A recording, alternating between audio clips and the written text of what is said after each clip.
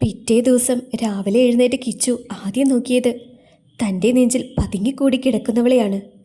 അപ്പോഴാണ് ഇന്നലെ അവളെ പഠിപ്പിച്ചുകൊണ്ടിരിക്കെ താൻ ഉറങ്ങിപ്പോയതും എപ്പോഴോ അവളും ഉറങ്ങിയതും കിച്ചു ഓർത്തത്. അബദ്ധം പറ്റിയതുപോലെ കിച്ചു തലയിൽ കൈവച്ചു.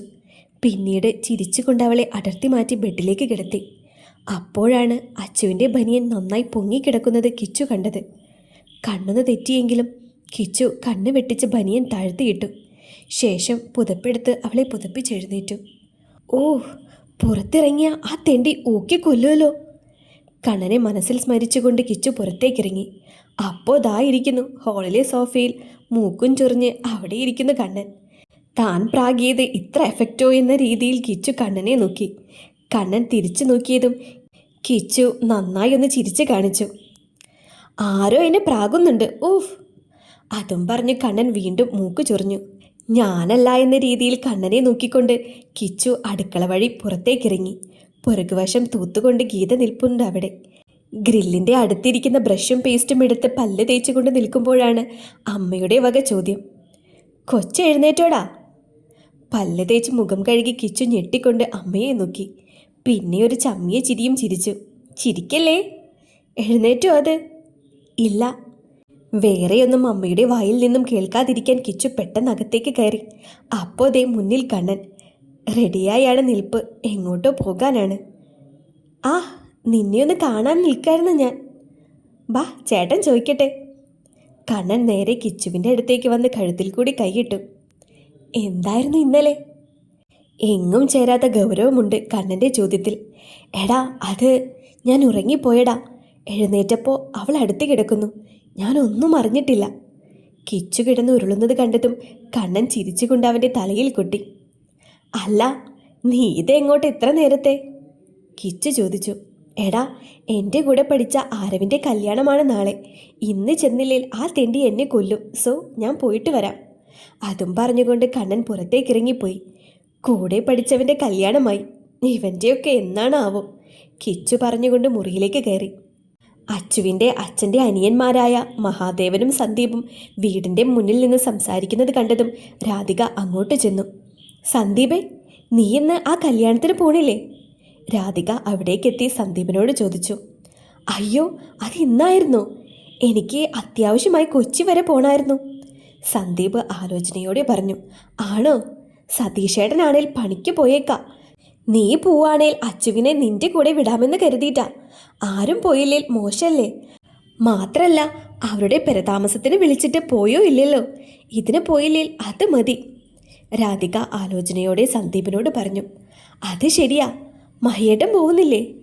രാധികയോട് പറഞ്ഞ് സന്ദീപ് മഹാദേവനോട് ചോദിച്ചു. എനിക്ക് തൃശ്ശൂർക്ക് പോകണം. കല്യാണത്തിന് പോയി വന്നിട്ട് പോവാന്ന് വെച്ചാൽ നടക്കില്ല. ഗീതയുടെ കാര്യം അറിയാലോ, ഷുഗർ ഉള്ളതുകൊണ്ട് കാല് നീര് വെച്ചിരിക്കുക. കണ്ണനാണേൽ ഫ്രണ്ടിൻ്റെ കല്യാണത്തിനെന്ന് പറഞ്ഞു പോയി. കിച്ചനെ പറഞ്ഞു വിടാമെന്നാ വയ്ക്കണേ. ഇന്നലെ പറഞ്ഞപ്പോൾ പോവാന്ന് പറഞ്ഞിട്ടുണ്ട്. മഹാദേവൻ മറുപടിയായി പറഞ്ഞു. ആണോ? എന്നാ ചേച്ചി കിച്ചു പോകുമ്പോൾ അച്ഛനെ അവൻ്റെ കൂടെ വിട്. ഇനി ആരും പോയില്ലെന്ന് വേണ്ട. സന്ദീപ് രാധികയെ നോക്കിക്കൊണ്ട് പറഞ്ഞു. ആ, അത് ശരിയാ, ആരും പോയില്ലെന്ന് വേണ്ട. ഞാൻ കിച്ചുവിനോട് എപ്പോഴാ പോണേന്ന് ചോദിക്കട്ടെ, എന്നിട്ട് വേണം അവളോട് പോയി പറയാൻ. കിച്ചുവിന് അവിടെ ആരെയും പരിചയമില്ലെന്ന് പരാതി പറഞ്ഞതാ. ഇനിയിപ്പോൾ അച്ചു ഉണ്ടല്ലോ. മഹാദേവൻ ചിരിയോടെ പറഞ്ഞു. ഒപ്പം മനസ്സിൽ മകനെക്കുറിച്ച് ഓർക്കുകയും ചെയ്തു. രാധിക തിടുക്കത്തിൽ കിച്ചുവിൻ്റെ വീട്ടിലേക്ക് നടന്നു. ഗീതേച്ചി, ഗീതേച്ചി. രാധിക ഉമ്മരത്ത് നിന്ന് വിളിച്ചു. 2 മിനിറ്റിന് ശേഷം ഗീത അകത്തുനിന്ന് വന്നു. അപ്പോൾ തന്നെ കിച്ചുവും പുറത്തേക്കിറങ്ങി വന്നു. എന്താ രാധികേ? ആലൂര് കല്യാണത്തിന് പോണില്ലേ? ആ, കിച്ചനെ വിടാമെന്ന് വെച്ചിട്ടാണ്. അമ്മ അത് പറഞ്ഞപ്പോഴാണ് പുറത്തേക്ക് വന്ന് കിച്ചു അതിനെപ്പറ്റി ഓർത്തത്. ആരെയും അറിയില്ല, പോവാതിരിക്കാനും പറ്റില്ല. കിച്ചു ഓർത്തു. സന്ദീപ് പോണില്ലെന്ന് പറഞ്ഞു. പിന്നെ സതീഷേട്ടനാണേൽ ഇവിടെ ഇല്ല, പണിക്ക് പോയേക്കാം. കിച്ചു പോകുമ്പോൾ അച്ചുവിനെ കൂടി വിടാമെന്നാ വിചാരിക്കണേ. രാധിക കിച്ചനെ നോക്കി പുഞ്ചിരിയോടെ പറഞ്ഞു. സംഭവം അത് കേട്ട് ഞെട്ടി 2 മുഖങ്ങൾ. ഒന്ന് കിച്ചൻ്റെയും 2 ഗീതയുടെയും. ഗീതയ്ക്ക് മക്കളുടെ പ്രണയം അറിയാലോ, അതാണ് ഈ ഞെട്ടൽ. കിച്ചുവിൻ്റെ ഞെട്ടൽ അപ്രതീക്ഷിതമായി കയ്യിൽ വന്ന അവസരം അറിഞ്ഞതുകൊണ്ടാണ്. കിച്ചുവിന് സന്തോഷം തോന്നി. ആലൂരെന്ന് പറയുമ്പോൾ ഇവിടുന്ന് 3/4 മണിക്കൂർ ദൂരമുണ്ട്. അവിടം വരെ അവൾക്കൊപ്പം. ഉഫ്, കിച്ചുവിൽ സന്തോഷം നിറഞ്ഞുവെങ്കിലും അമ്മയും ചെറിയമ്മയും അറിയാതിരിക്കാൻ കിച്ചു വിനയത്തോടെ നിന്നു. അത് കണ്ട് ഗീത അവനെ നോക്കി കണ്ണുരുട്ടി. അല്ല, കിച്ചു എപ്പോഴാ പോണേ? 11:30-ക്കല്ലേ തുടങ്ങുന്ന അവിടെ. 11 മണിയൊക്കെ ആകുമ്പോൾ ഇറങ്ങാം. എന്നാ ഞാൻ അവളോട് പറയട്ടെ. ഇപ്പോൾ പറഞ്ഞാലേ അപ്പോഴേക്കും റെഡിയാവുള്ളൂ. അതും പറഞ്ഞ് രാധിക തിടുക്കത്തിൽ വീട്ടിലേക്ക് നടന്നു പോയി. അമ്മേ, ഞാനൊന്ന് പുറത്തു പോയിട്ട് വരാം, കിച്ചു പറഞ്ഞു. പെട്ടെന്ന് വരണം കേട്ടല്ലോ. ഓക്കെ മാതാശ്രീ. അമ്മയുടെ കവളിൽ പിടിച്ചു വലിച്ചുകൊണ്ട് കിച്ചു ബൈക്കെടുത്ത് പോയി. മുറിയിൽ മാക്സിനോട് അംഗം വെട്ടിക്കൊണ്ടിരിക്കുകയാണ് അച്ചു. കിച്ചുവിനെ പേടിച്ചിട്ടാണ് ഈ പഠിപ്പ് പോലും. ഈയിടെയായിട്ട് പഠിക്കാനിരിക്കുമ്പോൾ കിച്ചു ഭയങ്കര ഗൗരവത്തിലാണ്. പഠിച്ചിട്ട് വന്നില്ലേ തല്ലും കിട്ടും. അതുകൊണ്ട് അച്ചു ഇരുന്ന് പഠിക്കുകയാണ്. അച്ചു! രാധിക വിളിച്ചുകൊണ്ട് ഹാളിലേക്ക് വന്നതും അവിടെ തന്നെ നിന്ന് പോയി. അത് കണ്ടുകൊണ്ടാണ് മുറിയിൽ നിന്ന് അഞ്ചു വരുന്നത്. അമ്മയെന്താ ഇങ്ങനെ നിൽക്കുന്നേ? അഞ്ചു ചോദിച്ചു. അല്ല, എൻ്റെ മോള് തന്നെയാണോ ഇതെന്ന് നോക്കിയതാ. ചത്താലും കണക്ക് പഠിക്കാത്തവളാണ്, രാധിക അമ്പരപ്പോടെയും അത്ഭുതത്തോടെയും പറഞ്ഞു. അമ്മ പറഞ്ഞത് കേട്ട് അഞ്ചു ചിരിച്ചു. അച്ചുവാണേൽ അതൊന്നും അറിയാതെ ഇരുന്ന് പഠിക്കുകയാണ്. ഈ പഠിപ്പ് കിച്ചേട്ടനെ പേടിച്ചിട്ടാണമ്മേ, അഞ്ചു അല്പം ഉറക്കെ പറഞ്ഞു. അത് കേട്ടതും പുസ്തകത്തിൽ നിന്ന് അച്ചു മുഖമുയർത്തി അഞ്ജുവിനെയും അമ്മയെയും കൂർപ്പിച്ചു നോക്കി. പഠിക്കാനും സമ്മതിക്കരുത് കേട്ടോ, അച്ചു അമ്മയെയും അഞ്ജുവിനെയും നോക്കി കുറവോടെ പറഞ്ഞു. ഓ പഠിപ്പിസ്റ്റ്, അഞ്ചു പറഞ്ഞു. ആ, ഞാൻ നിന്നോടൊരു കാര്യം പറയാനാ വന്നേ. വന്ന കാര്യം ഓർത്തുകൊണ്ട് രാധിക അച്ചുവിനോട് പറഞ്ഞു. എന്താ അമ്മ? ഇന്നാണ് ആലൂർ കല്യാണം. അച്ഛനില്ലല്ലോ, നീ പോയിക്കോ, രാധിക പറഞ്ഞതും അച്ചു അമ്മയെ തുറച്ചു നോക്കി. അച്ഛനില്ലാത്തോണ്ട് ഞാൻ പാപ്പൻ്റെ ഒപ്പം പോണായിരിക്കും. എന്നെക്കൊണ്ടൊന്നും പറ്റത്തില്ല. എനിക്കവിടെ ആരെ അറിയില്ല. അവിടെ ആർക്കും എന്നെ അറിയില്ല. പോയില്ലേ മോശമാണ് അച്ചു, രാധിക കടുപ്പിച്ച് പറഞ്ഞു. എന്നാ പിന്നെ ഇവളെ വിട്ടൂടെ? വെറുതെ ഫോൺ നോക്കി ഇരിക്കില്ലേ ഇവിടെ? രാധികയ്ക്കടുത്ത് നിൽക്കുന്ന അഞ്ജുവിനെ ചൂണ്ടിക്കൊണ്ട് അച്ചു ചോദിച്ചു. എനിക്ക് പഠിക്കാനുണ്ട്, അമ്മ നോക്കുന്നത് കണ്ടതും അഞ്ജു പെട്ടെന്ന് പറഞ്ഞു. ഒപ്പം അച്ചുവിനെ നോക്കി പേടിപ്പിച്ചു. ഓ പിന്നെ, സിവിൽ സർവീസിനല്ലേ പഠിക്കണേ? വെറും +2 അല്ലേ നീയെ? ഞാൻ പോവില്ല, അഞ്ജു പറഞ്ഞുകൊണ്ട് അല്പം നീങ്ങി നിന്നു. അച്ചു, കളിക്കാതെ പോയി കുളിക്കാൻ നോക്ക്. 11 മണിയാകുമ്പോൾ പോകാമെന്നാ കിച്ചുമോൻ പറഞ്ഞേ, രാധിക പറഞ്ഞത് കേട്ട് മുഷിച്ചിലോടെ നിന്ന അച്ചു അവസാനം പറഞ്ഞത് കേട്ട് രാധികയെ അന്തം വിട്ട് നോക്കി. കിച്ചുവേട്ടനോ? ആ, സന്ദീപിന് കൊച്ചിക്ക് പോകണമെന്ന്. അതുകൊണ്ട് കല്യാണത്തിന് പോകാൻ പറ്റില്ലെന്ന്. മഹിയേട്ടനും കണ്ണനും അവിടെയില്ല. ഗീതേച്ചി കിച്ചനോട് പോവാൻ പറഞ്ഞു. അവൻ പോകുമ്പോൾ നീയും കൂടെ പോ. ആരും പോയില്ലെന്ന് പരാതി ഉണ്ടാവാൻ പാടില്ല. അതും പറഞ്ഞ് രാധിക അടുക്കളയിലേക്ക് പോയി. അച്ചുവിന് സന്തോഷം കൊണ്ട് തുള്ളിച്ചാടാൻ തോന്നി. മുന്നിൽ നിൽക്കുന്ന അഞ്ചു നോക്കുന്നത് കണ്ടതും സന്തോഷഭാവം മാറ്റി ഇഷ്ടക്കേടോടെ അവളെ നോക്കി മുറിയിലേക്ക് ഓടി കയറി. കിച്ചേട്ടനൊപ്പം വീണ്ടും ഒരു യാത്ര. അച്ചുവിൻ്റെ മനസ്സ് തുള്ളിച്ചാടാൻ തുടങ്ങി. 1-2 വട്ടം അച്ഛനും പാപ്പനുമൊപ്പം ആലൂർക്ക് പോയിട്ടുണ്ട്. ഇവിടുന്ന് 3/4 മണിക്കൂറിന് മേലെ യാത്രയുണ്ട്. അവിടം വരെ കിച്ചേട്ടനൊപ്പം. ആ ബുള്ളറ്റിൽ കൂടെയാണേൽ പൊളിക്കും. അങ്ങനെ ഓരോന്നാലോചിച്ച് നിൽക്കുമ്പോഴാണ് അമ്മയുടെ പറച്ചിൽ. അച്ചു, ഇപ്പം തന്നെ 10 മണിയാവാറായി, ചെന്ന് കുളിച്ചേ, അമ്മ പറഞ്ഞതും ഒരു നിമിഷം നിന്നു. കുളിച്ചേക്കാം, ഒരു വഴിക്ക് പോകുന്നതല്ലേ.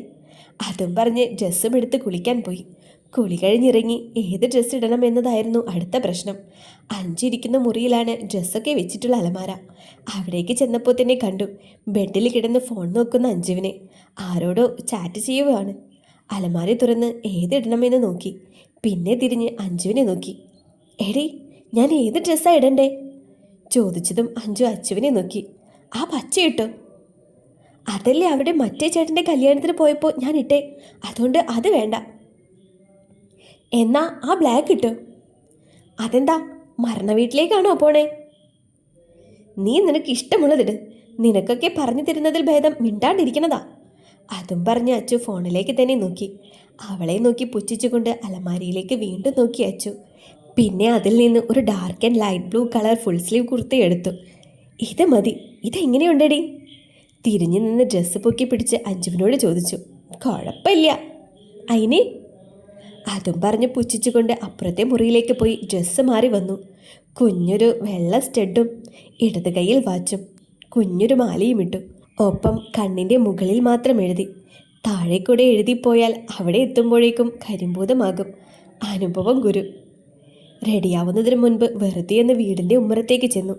അപ്പോഴാണ് മുന്നിൽ അമ്മാവൻ്റെ കാറും കിച്ചേട്ടൻ്റെ ബുള്ളറ്റും കിടക്കുന്നത് കണ്ടത്. കാറുള്ളത് കൊണ്ട് മിക്കതും അതെടുക്കാനാണ് ചാൻസ് എന്ന് അച്ചുവിന് തോന്നി. ഇത്ര ദൂരം ബൈക്കിൽ പോകാൻ അപ്പച്ചി സമ്മതിക്കില്ലെന്ന് അവൾക്കറിയാം.